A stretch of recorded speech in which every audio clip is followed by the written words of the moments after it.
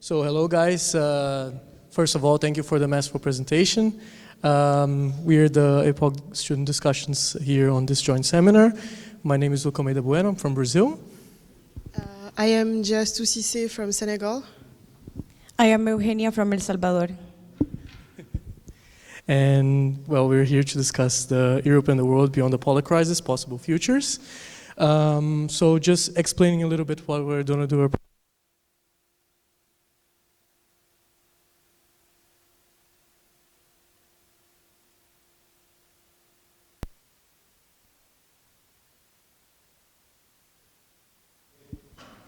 Okay. Yeah. Perfect. So we're going to do a quick summary of the Euro Memorandum, since it is a very comprehensive paper, because it is looking to the very possible futures of the European Union.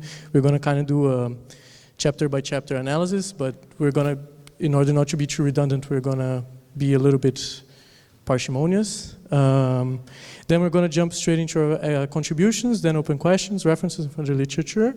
So starting with the summary, I'm going to skip the introduction because it was already highlighted how important this Euro Memorandum is. We have a lot of anniversaries, so instead of only being an annual report, we're looking at the possible futures for the EU.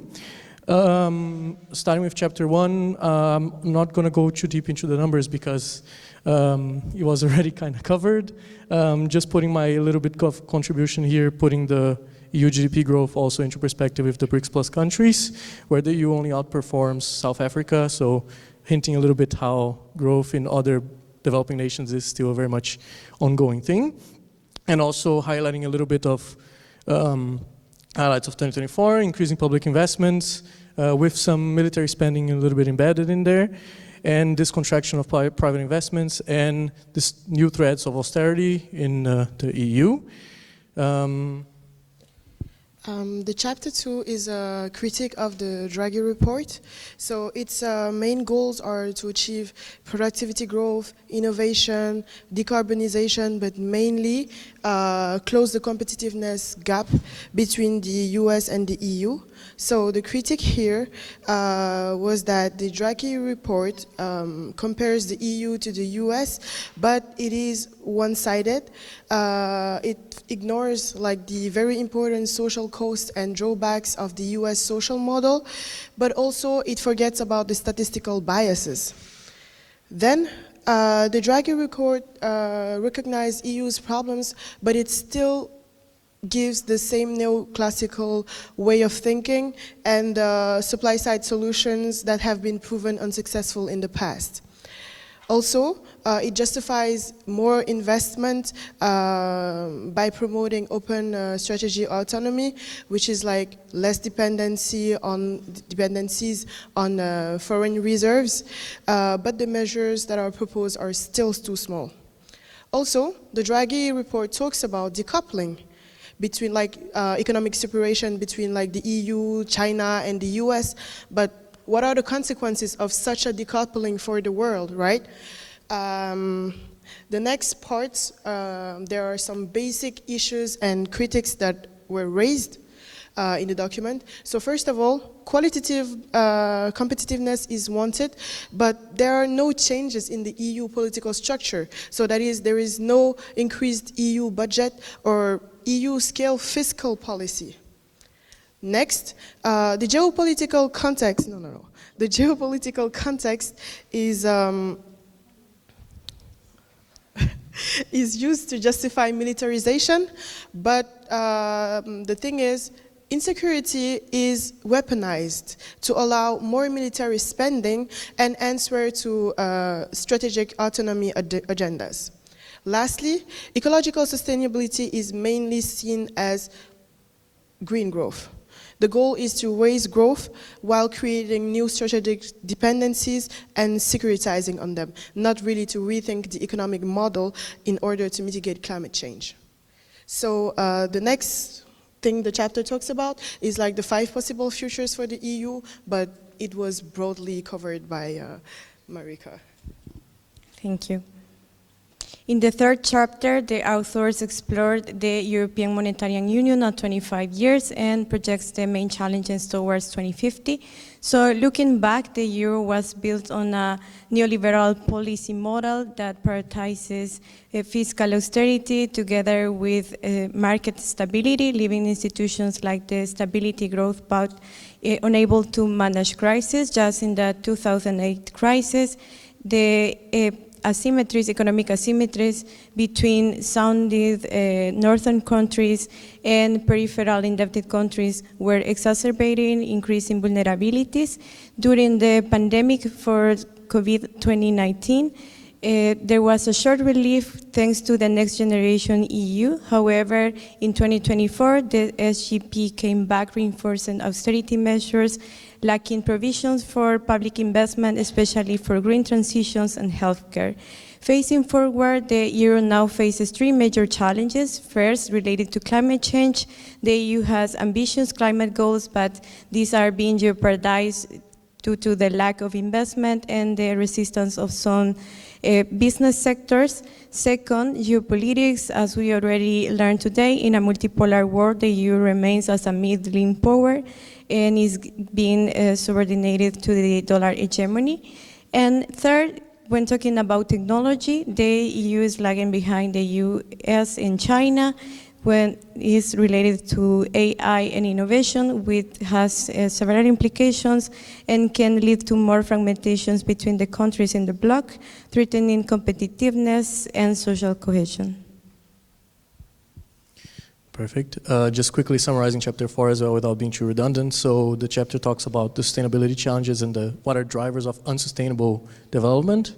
Essentially what was covered by the presentation on what is the neoliberal commodification process or this platform capitalism, and essentially how this EU governments, the omnibuses are reinforcing this finance-led capitalism. And essentially my view is also kind of complicated because the EU cannot catch up with this neoliberal exploitation race where the EU and China are just growing immensely, and it's starting to a little bit worry about falling to maybe a peripheral position where commodification and unsustainable development can reach the European continent as it reaches the global south. Then we have the chapter 5, overcoming Eurocentrism. So here it talks about how the ecological crisis is worse today than it ever was. Part of the problem relies on the Eurocentric green growth strategy because it still relies on extraction and reinforced global inequalities.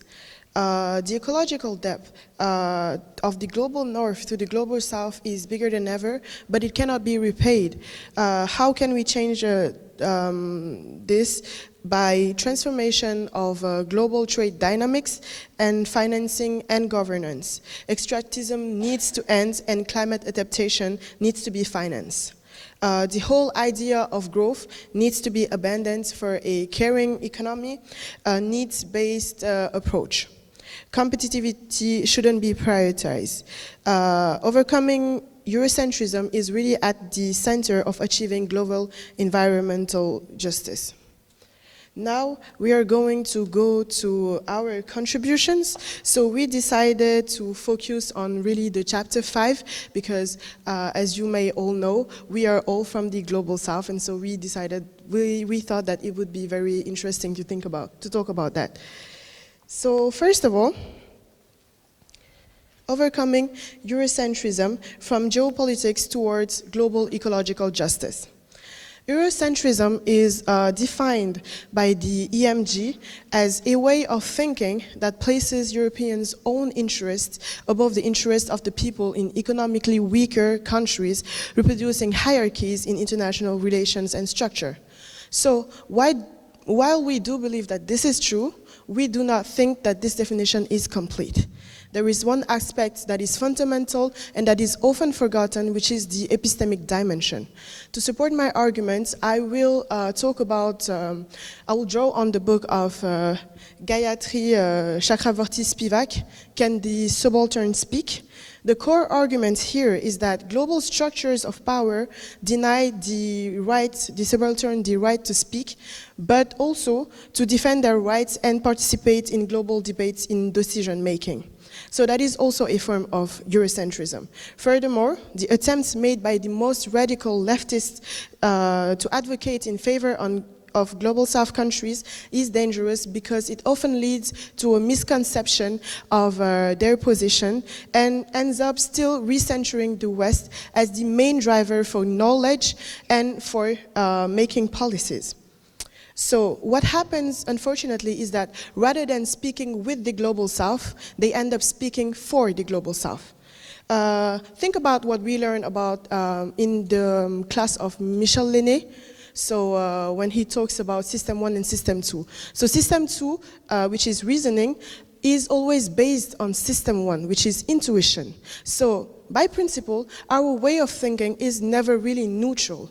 And so, by principle, there is an ideological bias. Western thinking is still transposed into non-Western context. And Afrotopia, which is a book by a Senegalese author, his name is Felwine Sarr, gives a further illustration of this. Not only Western thinking is not adequate to non-Western global South society, it is fundamentally harmful because it erases local imaginaries and prevents the emergence of autonomous visions of the future. True global transformation requires intellectual sovereignty, the ability of the global South countries to define what progress, prosperity, and justice means on their own terms. From this perspective, the Euro Memorandum 25's attempt to overcome Eurocentrism still reproduces a Eurocentric structure. No matter how much the EMG group wants to advocate for a just global environment for the global South, Europe remains the main actor responsible for diagnosing global problems, defining the borders of what is considered justice or not, and most of all, imagining the paths towards transformation. The global South once again appears as just a periphery. In sum, my critique is that the EMG critique of Eurocentrism is still done from a Eurocentric frame. And so it is reproducing the same idea of Europe as both norm setter and problem solver. Europe is important, but it is part of a global system. Real change is not going to happen because Europe decides it, but it is going to happen when the West realizes that it is an agent of change, not the agent of change. Therefore, it is not a question of answering indigenous demands. Overcoming Eurocentrism actually requires for Europe to decenter its way of thinking and engage with the global South as collaborators to imagine pathways towards a just and sustainable future. Thank you. Being the macro guy and obviously South American, I decided to bring as my contribution the contradictions and implications of European green policies for South America. So a little bit like your memorandum, I also explore some possible future paths under the green transition for South America. Of course, it is South America because I am South American, but it applies to mostly the entire Global South. For this, I'm going to rely heavily on, of course, Global South literature, so very deep into dependency theory, ecological and eco exchange, currency hierarchies and structuralism, and neodevelopmentalism. I have a set of further literature if you guys are interested. I can provide later the slides, of course. But essentially, to summarize all of this, I use this paper from Sebastian Valdecantos, which he builds an ecological demand-led growth model with budget constraints following Thoreau's law. And essentially what we're trying to analyze is, can South American economies marry both growth that is necessary to satisfy basic needs, like sewage systems, for example, and sustainable development or decarbonization, right? And what we arrive is this very big and probably hard to read table, where we have here the main paths for growth.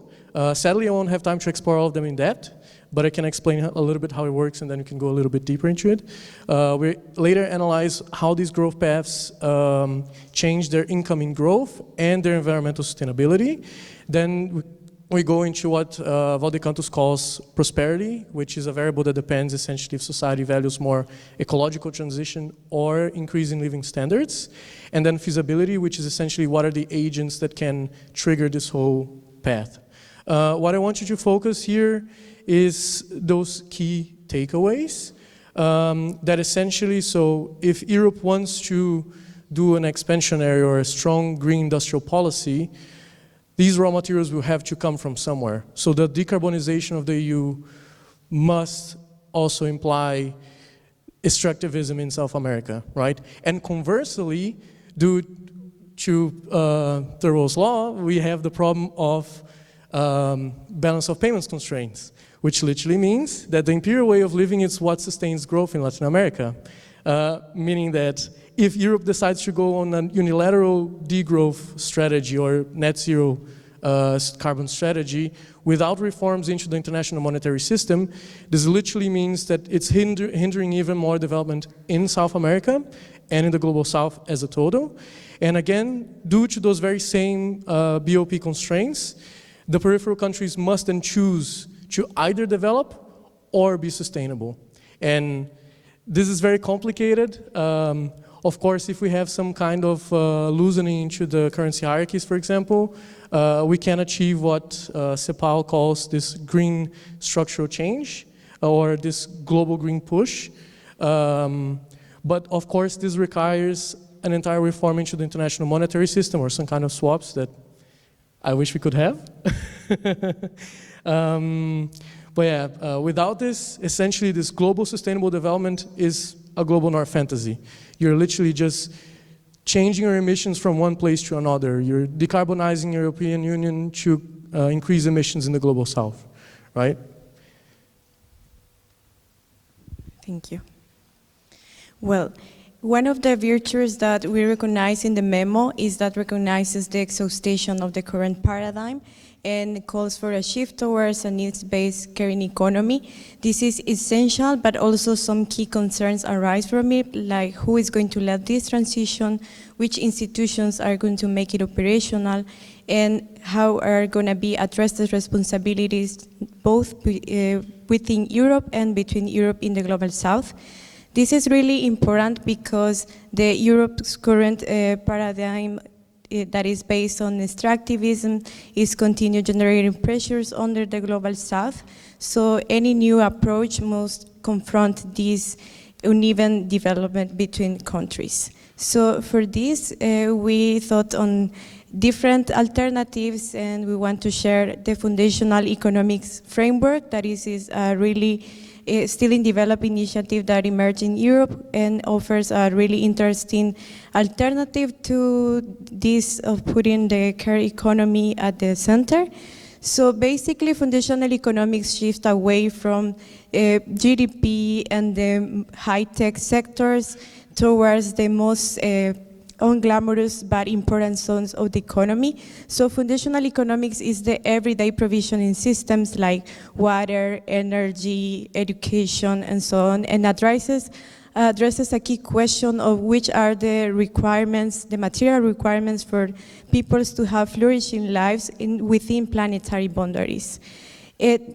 Foundational economics is often considered entry point to transform the system within it because it aims to invert the structuralist hierarchy of capitalism that often puts socio-ecological limits, care and provisioning subordinated to accumulation and profits and so on.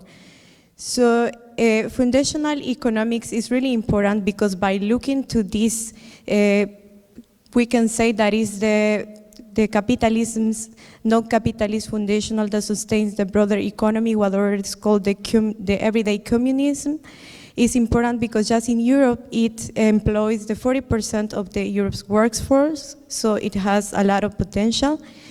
And why foundational economics matter, we can talk about 3 important points. First is based on the human needs frameworks, which means that essential services are entitlements and not commodities. Second is context sensitive. This means that recognizes and more important rejects the idea of an optimal provisioning system. So it recognized that provisioning systems are territorial and therefore are embedded in culture, and rejects the idea of reproduce extractive Eurocentric models that exacerbate these pressures and creates extraction in the global south.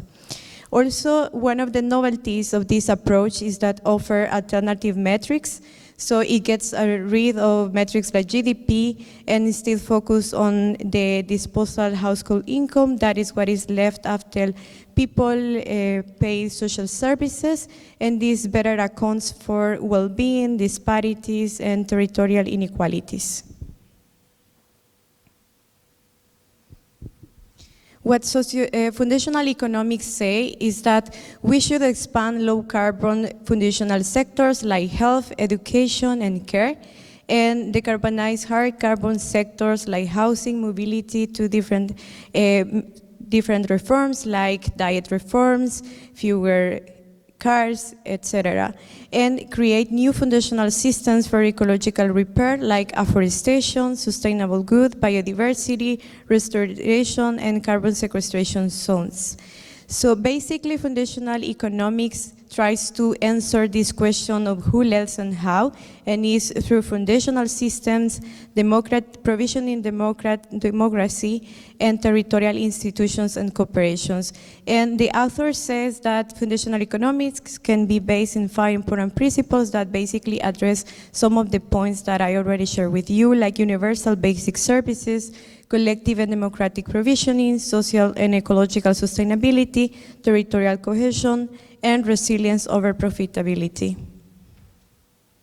But why is that this is not happening, or what will be required for this to happen?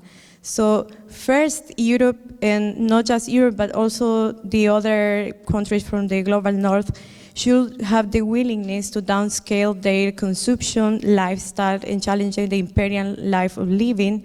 And also what is really crucial here is that power matters, because nowadays we have an entrenched political and corporate interests that are literally shaping all the policies and putting their personal interest over the provisioning systems.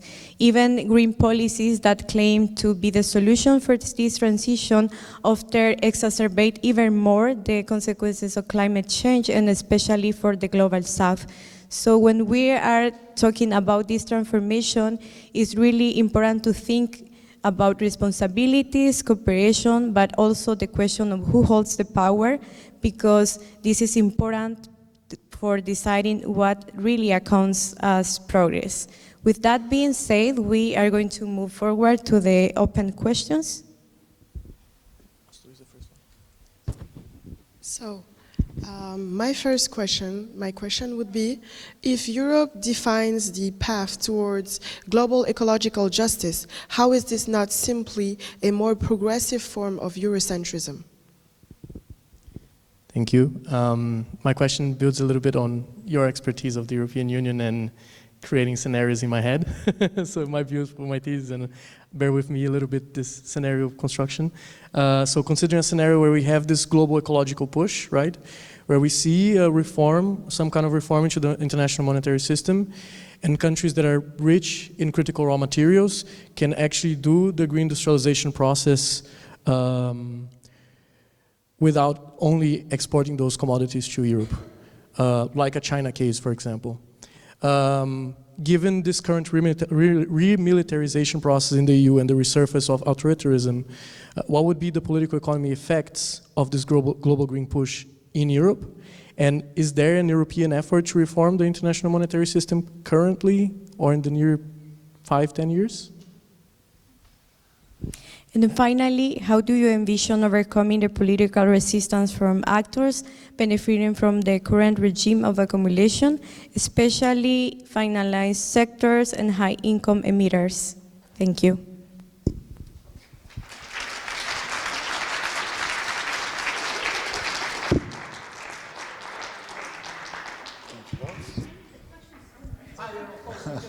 You can come back. Okay, well, first of all, I would like to warmly congratulate you. I think this was an excellent presentation, David, everyone. We've never had our memos dissected like this. And it's very, very useful, important, interesting, and useful. Because I'm one of the people writing year after year, and now I can see through the words and through the lines what you've raised, the issues that you've raised. And I would like to suggest, David, that we either share the whole presentation on our website, or even more, I would like to invite the three young intellectuals, because you are intellectuals in the full sense of the word. You've done your research and you've brought your questions and conclusions down to, you know, the earth, down to what's happening around us. So I would like to invite you, if you would like, to think about writing 3 separate short reports, not necessarily on our memo, although you can comment on the last memo, but the points that you've raised, the global south, the South American extractivism, the international monetary system effects, and so on, and the care society, the care economy, all these areas are, you know, it would be very interesting to have a short, in fact, what you've been saying. If you want to write it up, we'll be more than happy to put it on our website. And I'll keep you, please, you know, if I can have people's emails, we can send them the announcement of the next call for papers. This is exactly the kind of stuff that we're looking for.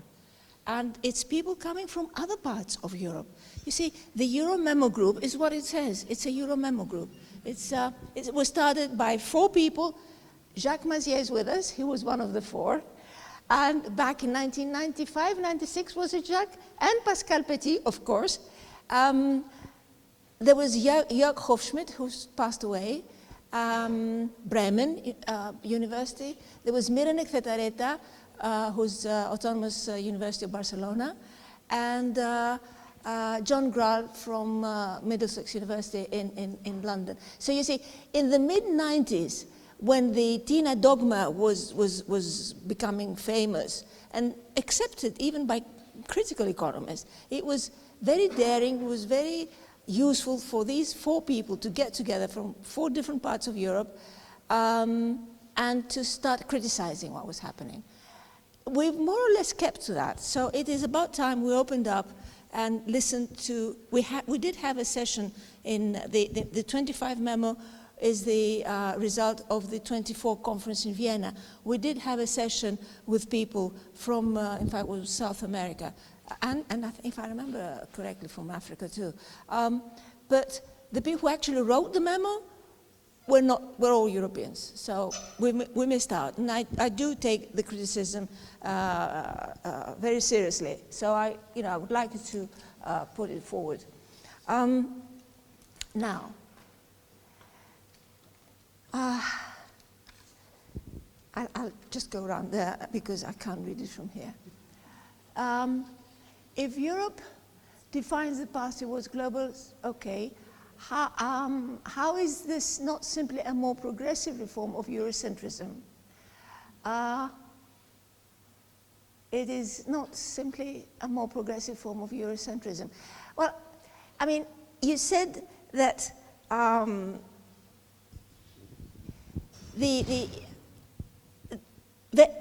the 90s, when the collapse of the Soviet system happened, there were lots of people telling the Central and Eastern European countries how to run things. But it was the Western Europe, telling Eastern Europe and Central Europe how to do things. This reminds me of that. You're right. You're right. Putting together a form of how global ecological justice should take place is, we're sort of probably speaking for the global south rather than letting it speak for itself. I mean, obviously, the starting point is we want to be positive and help and support, but we would benefit a lot from your criticism. So I can't really, I mean, I accept the criticism. But it is important for people like you to actually get involved. It doesn't necessarily take up a lot of time, but it does make another voice heard, a different voice heard. So I'm sorry, I shan't go on into more deeply into this. I don't feel that I prepared for that. Now, Lucca. Given the militarization of the EU and the resurface of authoritarianism, what would be the political economic effects of this global green push in Europe? And is there a European reform? Well, for one thing, what I was saying earlier, you see, the deregulation goes along with the militarization. I don't know if the link was clear in what I said, but for example, banks are not, there are rules forbidding banks from lending companies that have military plans in the, when they want to use the debt, the loan for.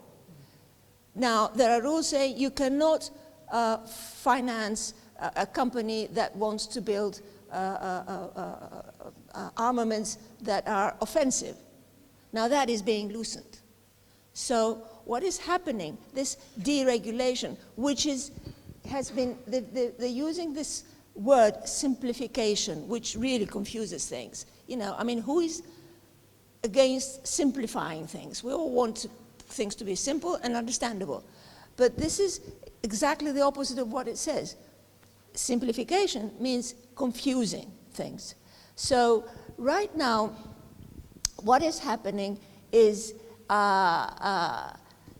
if you look at the budget, which is discussed right now in the new budget of the European Union, you will see that there is a lot of repurposing of funds going to cohesion, to regional funds, social funds. They're sort of being linked in a clever way to defense. So you have this idea of remilitarization. Wow. Sorry. It's the effects of the, green push. Well, the green push by now is a foggy term. I mean, the green push itself is suffering from this militarization drive. As for the international monetary system, now that brings me closer to my own element, which is finance. It's part of it's in the memo in this third chapter on the euro. But what's happened since the memo was written is that the dollar has lost something like 10% of its value vis-a-vis the euro. And that this figure refers to the end of September. I haven't checked the latest figures. So the euro is the second reserve currency in the world. 20% more or less of the reserves are in euro, and about 40-odd%, it was about 50 just recently, but it's going down, is the dollar. So Lagarde comes out and says, sometime a few months ago, that this is the chance for the euro to become, to go ahead and sort of claim a more global reserve currency status. And you have Germany, who actually on this, I think it was in fact the same month, it was in May this year, the German president of the German Deutsche Bank says that no, the dollar should stay as it is. It's safer that way. So you do have this kind of contradiction happening within Europe. The euro becoming a reserve currency, overtaking the dollar, would be a major project. The current combination of political and structural forces in Europe would not allow this. If things were to change, and it could be done, then Europe, the EU, and the euro could play a bigger role in promoting an international monetary system, which again I have serious doubts whether it would be of the kind that you have in mind. Okay, so what we have now is a dollar-denominated dollar-dominated international monetary system, and we're likely to have that for a long time to come, for quite a long time. I don't think there's a European effort to reform this system. It is as if the major sort of Germany, which is the powerhouse of the European Union, is very happy, is sitting on what there is there. Eugenia? Eugenia in Greek. And Eugenia means somebody who is very kind. It's a beautiful name. So, Eugenia, how do you envision overcoming the political resistance? Yeah, well, I think I said it. It's people becoming aware of what's happening. I mean, you are all aware here. Sorry, my back was to you. You're all aware. You come to this seminar, you were in the previous one, you follow developments. It's up to you, people like the Euro Memo, to spread the word, to explain things. You can do this in many ways. Write up things, discuss amongst your friends, your social circle. In other words, you need some kind of understanding first, because one has to be really sort of equipped for this kind of thing, and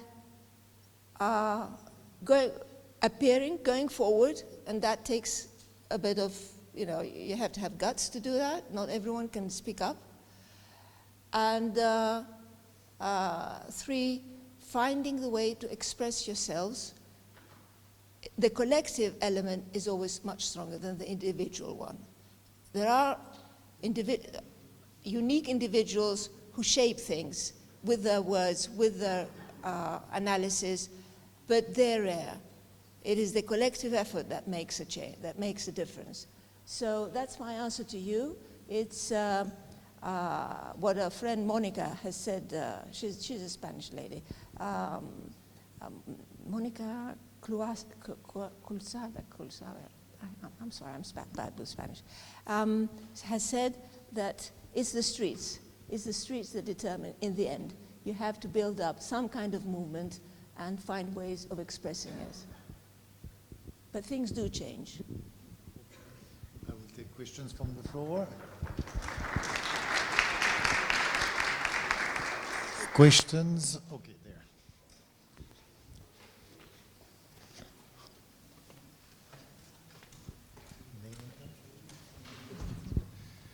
Yes, hi, thanks. My name is Leo from Germany. Yeah, I'm wondering, because like in Germany, what I personally perceived over the last years is like a major like right-wing shift.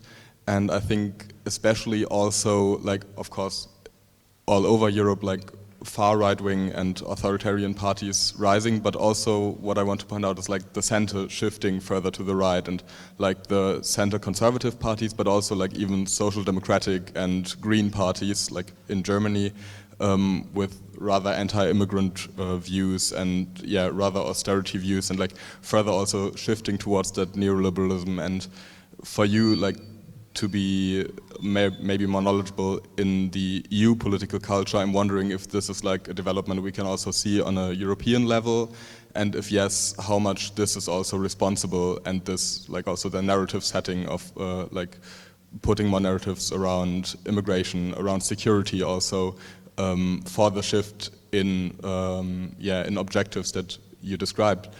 And yeah, I'm also wondering if there's like significant progressive forces inside of the European regulatory framework which might, which are actively speaking up against it, or not at all.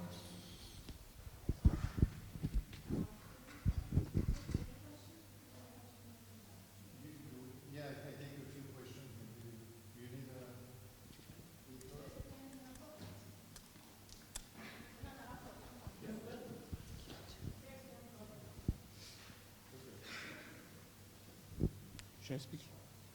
Okay.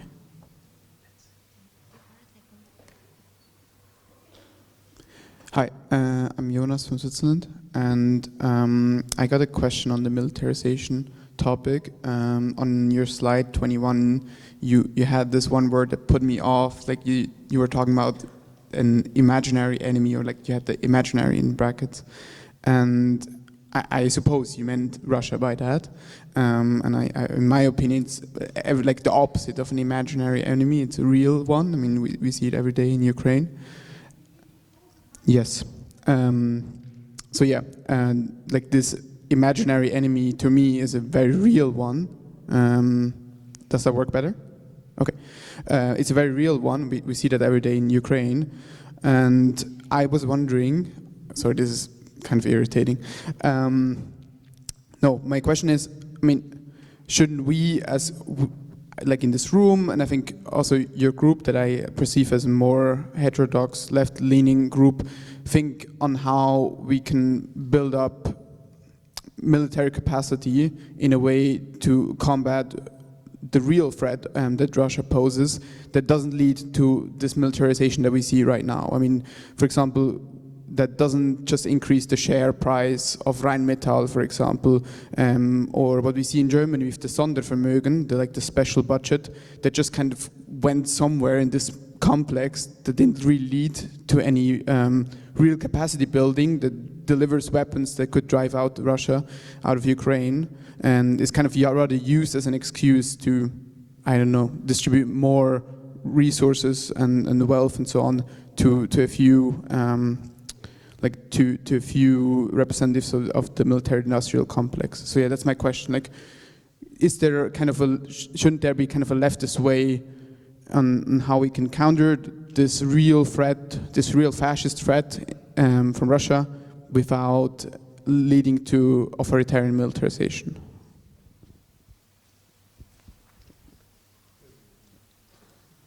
Okay, hi. My name is Diego. I'm also from Switzerland. I mean, maybe first, just to quickly add to Jonas' point, I was also wondering the fact, I mean, this EU-US trade deal, the way I interpret it is also closely related to Ukraine. I think this is the biggest leverage that the US had on the EU, like just interpreting from the way the EU communicated, I think also in terms of strategic possibilities. I think militarization needs to be taken into account.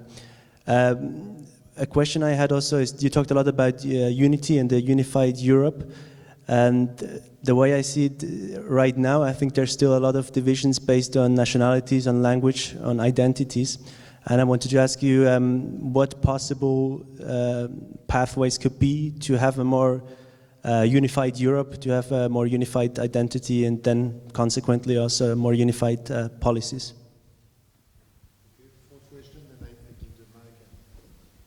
My name is Lucca. I'm from Germany and Brazil. My question would be very pragmatic because you're from Greece, and we saw that one of the approaches that has been tried in Europe is the DM25 approach from Varoufakis.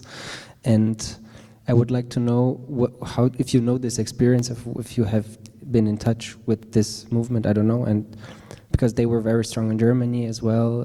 We saw that they tried to make a Germany-centered strategy to to creating a European political opposition to this what's there. So this would be my question, like what's your view on DM25? How has it evolved, and are there other strategies that could be similar to this one?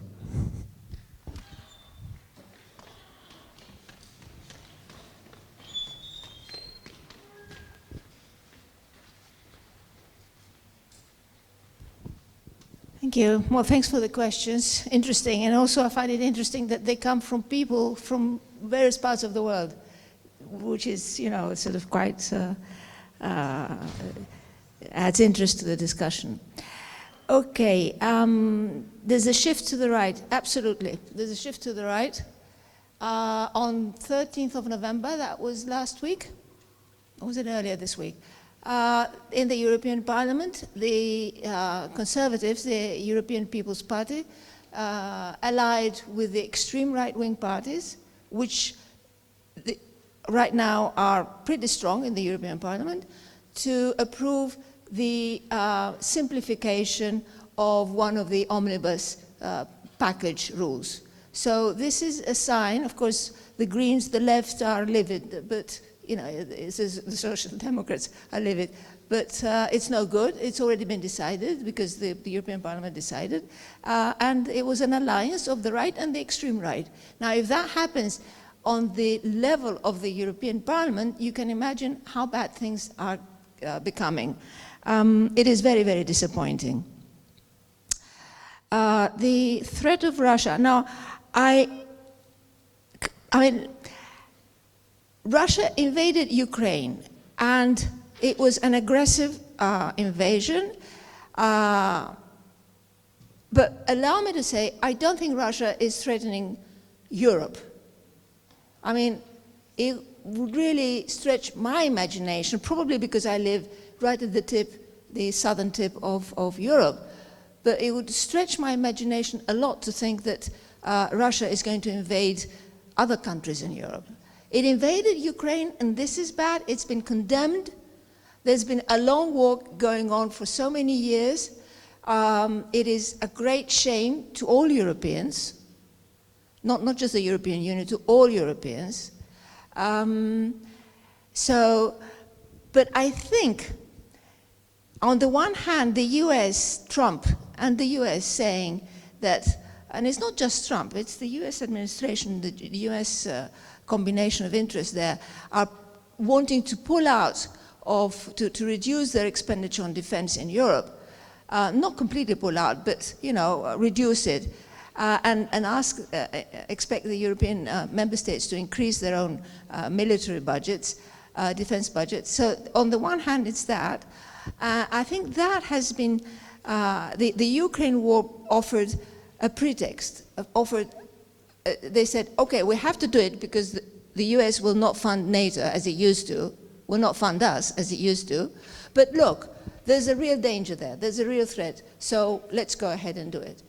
And of course, the people who gain from this is the military industry complex. I think it was you who said that.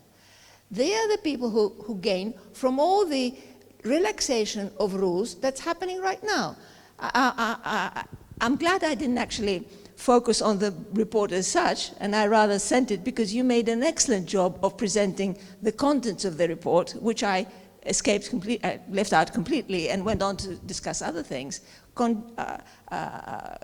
contingent to that.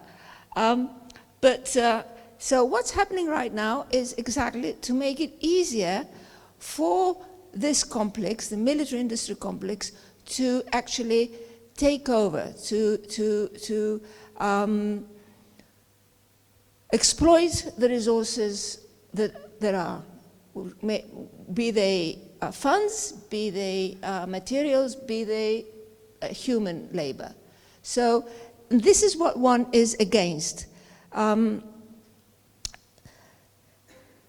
Nationalist versus unified European Union. Well, right now, the shift to the right, which is happening in Germany, which is happening in France, it is happening in Italy, and let us not be blinded by Meloni's sort of tactics. It is happening in various parts of Europe. That means that the next thing you know is the rise of nationalism. Now, I gave a presentation a short while ago on the euro, and I was asked, well, because the euro is a very fragile thing, but it has been there for 25 years. So I was asked, will this break at some point? And my answer was, it will cost so much for those who are in it, and it's 20 member states now that are in it, for the euro to actually break up, that they'll probably keep it going and finding a way to do so, every time more imaginative than the previous time. So I'd say the same thing about, I mean, my feeling is, my instinct tells me that a unified Europe will carry on, but one has to define what unified means in this case. If it means, and right now what it means is that you have a unified Europe that benefits mostly capital rather than labor. So I don't see that changing soon, but this is what basically it needs to change. And once it does, there may be better prospects for more unified Europe. Varoufakis.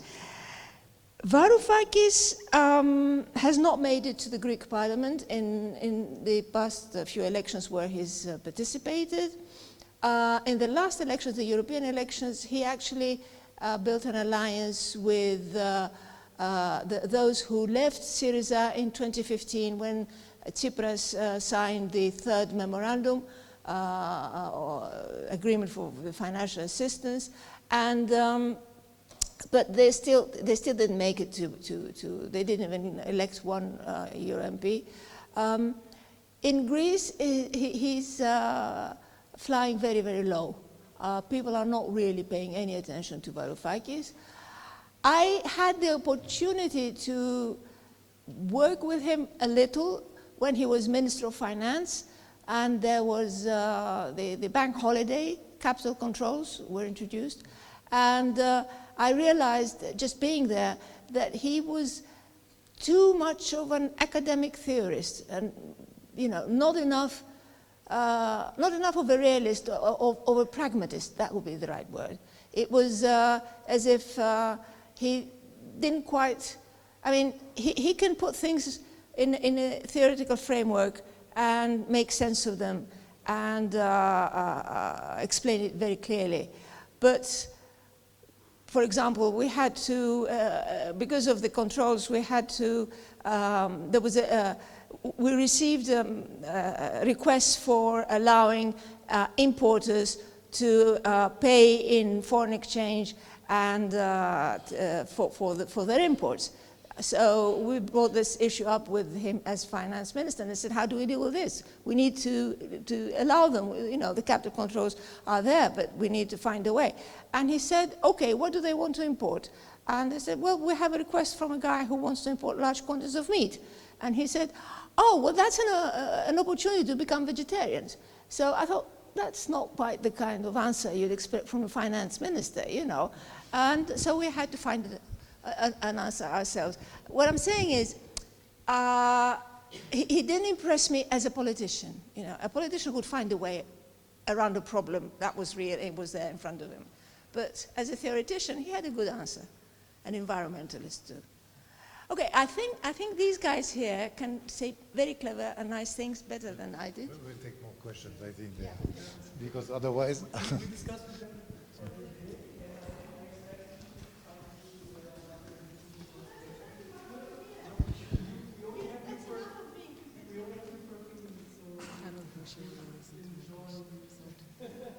Okay. Here, there is a question. Hello, my name is Sophie. I'm from Belgium, and I have two questions. The first one would be that I greatly think that all the institutions that we have here, whether in Europe or other countries, they're always kind of like one is in the global south and the other is in the global north. So I was thinking, okay, as myself, I am someone who's like in the third quartile, like we would define it like that. So I was thinking, are there any institution where we find people from the global south, people from the global north, but standing at the same, I don't know, in the situation of equity, I would say. And my second question would be about, I think a lot of countries of Europe are losing power in the word I say, especially France, for example, where they're losing a lot of, I would say, international soft or hard power, wherever, especially in Western Africa. So I was wondering, how do you view that, and how the European countries actually view themselves as, being not a periphery, of course, but then like losing power in the whole world, and to other countries who are like China or Turkey, who are regional but also globally gaining powers. Yeah.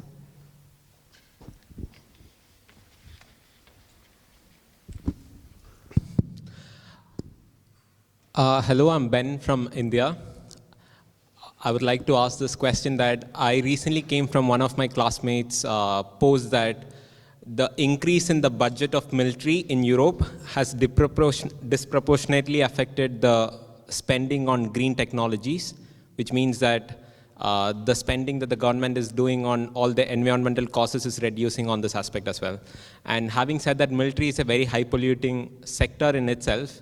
What is the reason that EU is probably giving for this increase in spending in military with respect to the other problems that the European Union in itself is facing?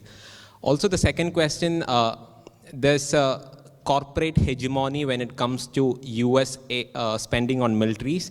If you look into the previous US spending, most of these spendings are taken by firms like GAFAM.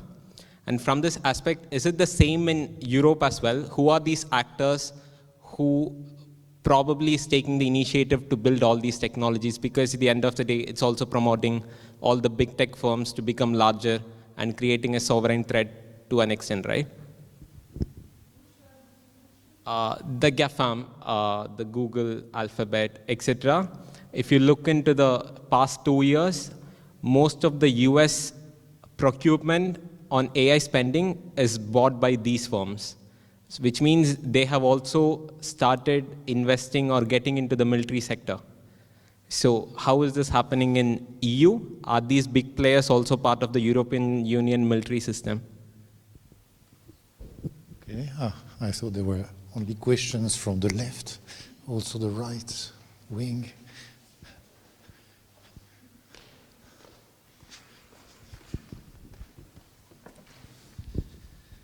Hello, I'm Jonas from Germany.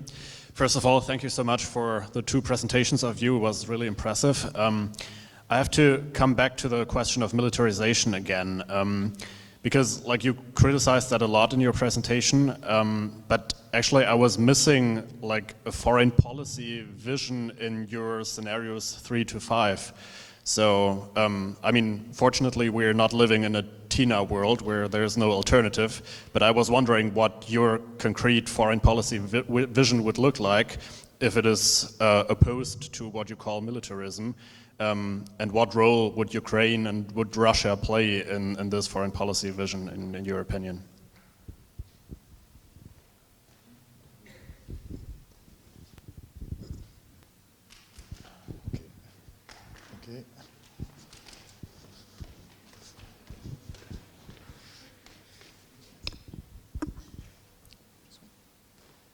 Hello here. Okay. I'm Marceau from France. And my question directly echoes Sophie's one. So you were mentioning a couple of times that Europe has lost relative power regarding other countries, so it needs to strengthen or to maintain its relative power on the geopolitical and economical aspect, but at the same time there is a need to let space for the global south that's still being appropriated through imperialist patterns that are inherited from colonial legacies.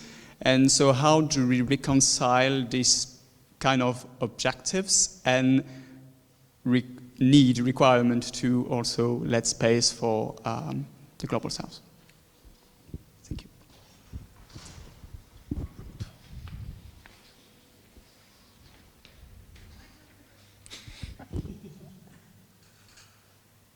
Okay, now the second round was more difficult than the first round of questions. Okay, the EU is losing power, the military industrial activity is polluting, and the US firms infiltrating into the European Union. These are some of the first questions, my notes from the first 3 questions. Then foreign policy vision, what kind of foreign policy vision? And reconciling the strengthening of the EU with its mercantilism, would you say, in France? I mean, the French colleague asked. Okay, basically what all your questions indicate, you're looking at, and we are looking at the relations, the place of the European Union, and the European Union is not the whole of Europe, but the European Union, the place of it vis-à-vis in a geopolitical, geoeconomic framework, vis-à-vis the US, first of all, the rising power of China, Russia, I think even Turkey was mentioned at some point. I'm not sure, but I thought I heard the word Turkey too. Well, that's the conundrum right now that the European leaders are facing on the one hand, but also the critics of the European leaders. In other words, the pattern of relations and the model of growth that has been going on is rejected by critical thinkers, critical social scientists.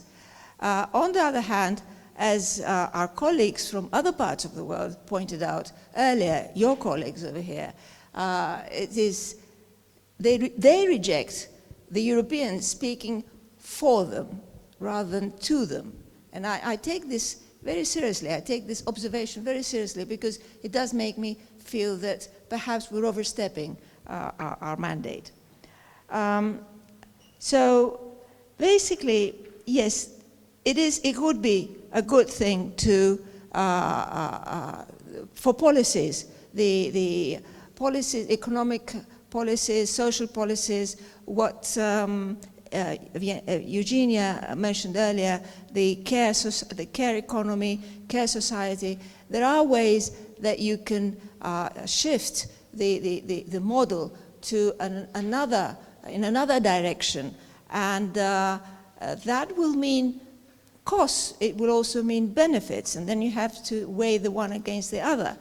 But you have to be prepared to take the cost. So it is not a single way. It is not, there is no alternative. There are alternatives.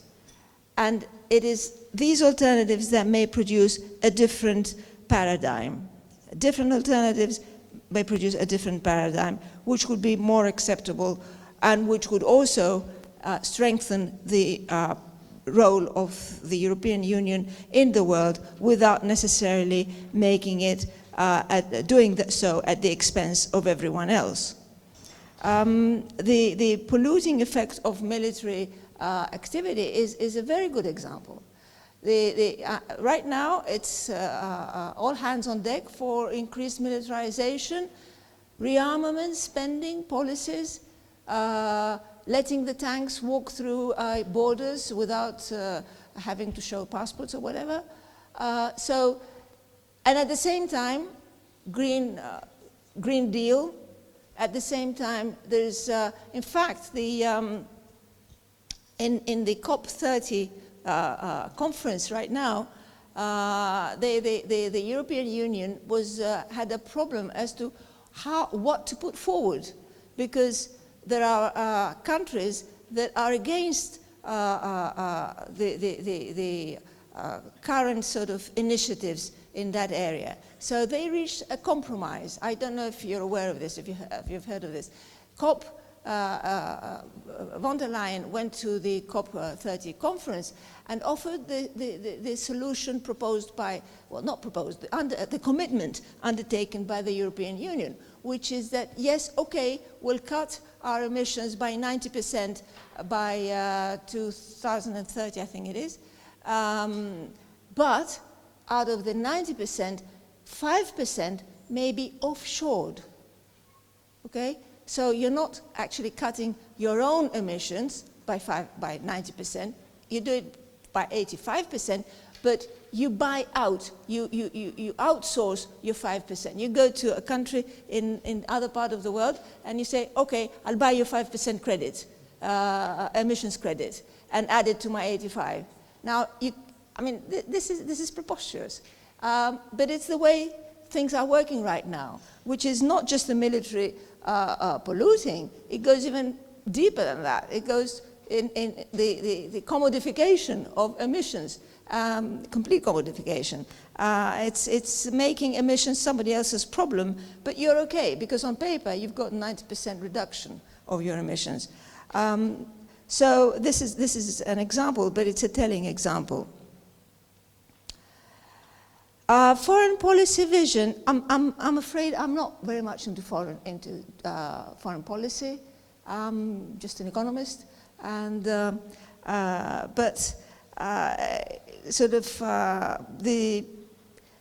mean, I can understand how after the Second World War and the setting up of the European Union was some kind of guarantee that there would be peace in in Europe.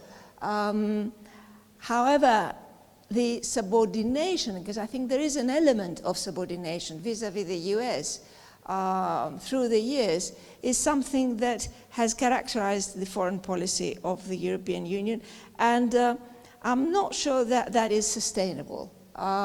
It's with the way things are going, the rise of different political forces, the shifts to the right, I don't know how that is going to play out, but it's certainly challenging, putting forward serious challenges for the future, for the immediate future too. As for reconciling the EU becoming more stronger versus its taking advantage of extractivism, of policies in the rest of the world, especially South America and Global South and so on. We mustn't forget that the big EU powers were former colonial powers, and they gave the independence to their former colonies only in the 20th century. So basically, the past is probably not gone altogether. It is that is the big challenge for the people in the other parts of the world, in those former colonies, and for the people in the European Union. And notice, I say for the people, not just the leaders, for the people. It's important what I was saying earlier, to understand, realize, get into the problem, and then go out and do your good fight about it. Do you want to add? I just have something to add about what you said. So your argument about outsourcing the emissions, it goes further than that. Yeah, it's a piece of information, of course. It goes even further than that, because like when Europe is outsourcing, Europe or the West in general is outsourcing emissions in the global south, what happened is the global regulations are becoming stricter. So that means like there are like carbon taxes and regulations that are not permitting global south countries to actually sell their resources to the world. And also about like financially, global south countries cannot ask for money to international monetary funds or like World Bank organizations without actually taking into account this ecological aspect.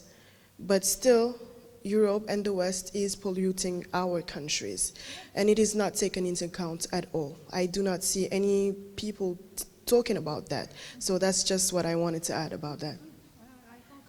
Yeah.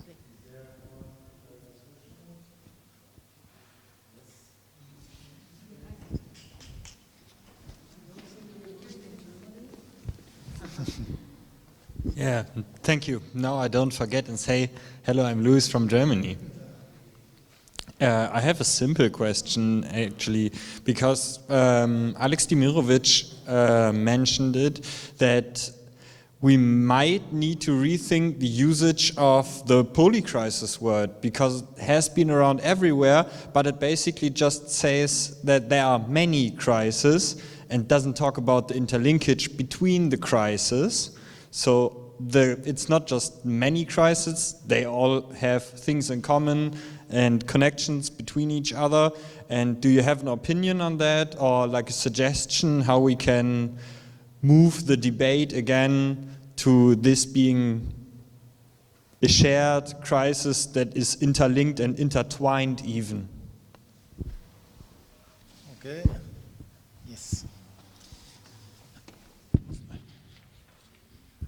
Hello, my name is Darina. I am from Ukraine. Thank you for your presentation. I just wanted to ask you a question regarding your perspective, because you mentioned that you don't see a threat from Russia to Europe. And based on the history, we know that Russia invaded a lot of countries also in Europe during the Second World War, and for example Georgia in 2008 and etc. And like recently there were drones in Poland, 19 drones, and also in Lithuania and other countries in Europe. So I just was wondering, what does it mean for you threatening from Russia? And yeah, just I was wondering about your opinion. Okay.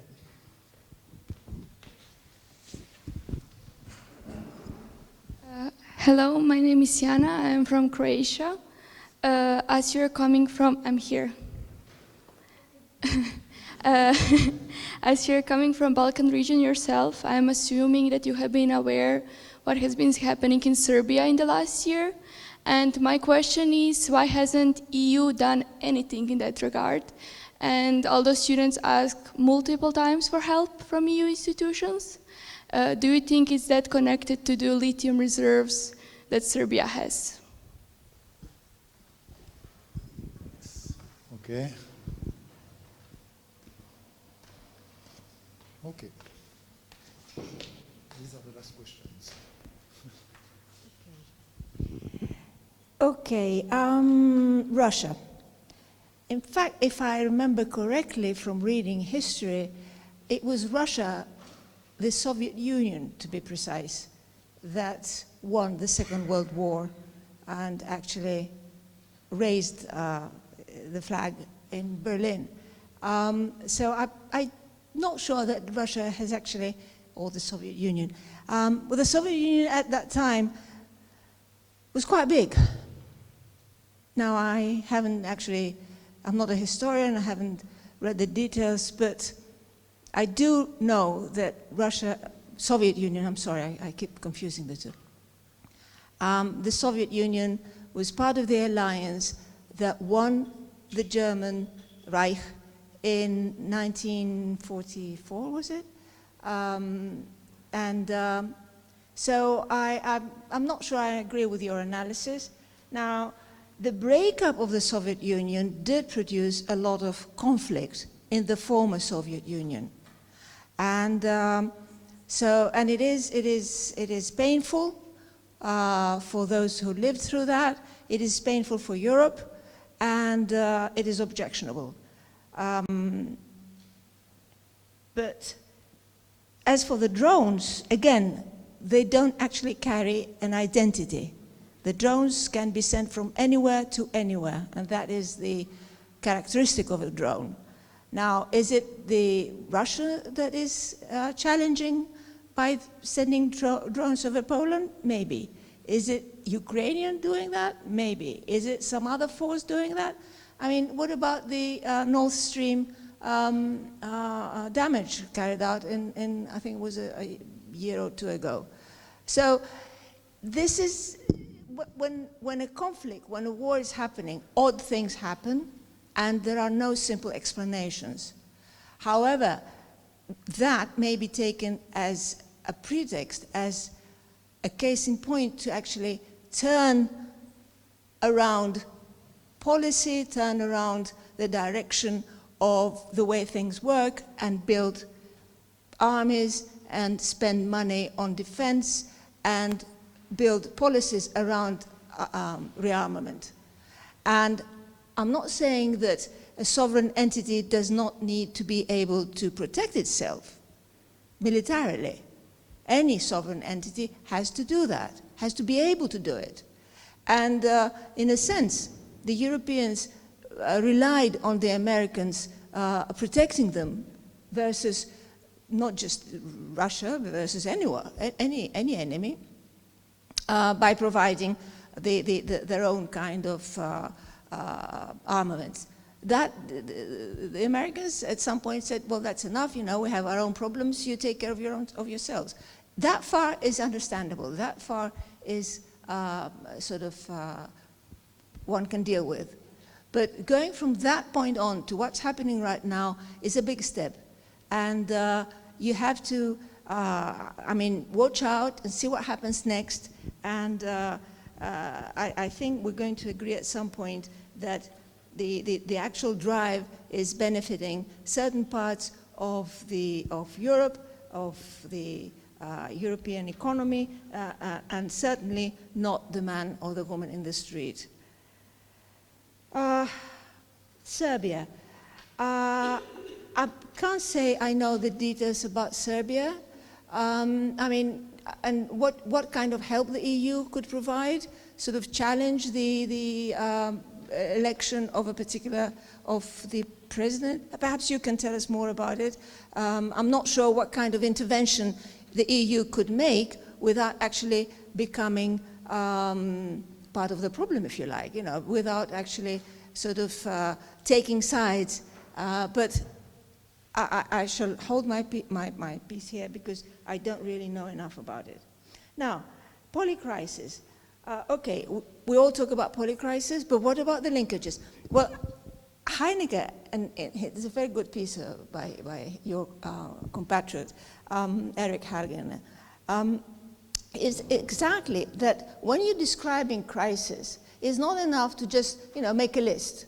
You have to look for the points where these crises intertwine, touch on each other, feed through each other, and what is definite, what is clear, is that even if you just pile them up and miss out the linkages, even then, the actual result will be a lot worse than if you had only some of them or only one of them.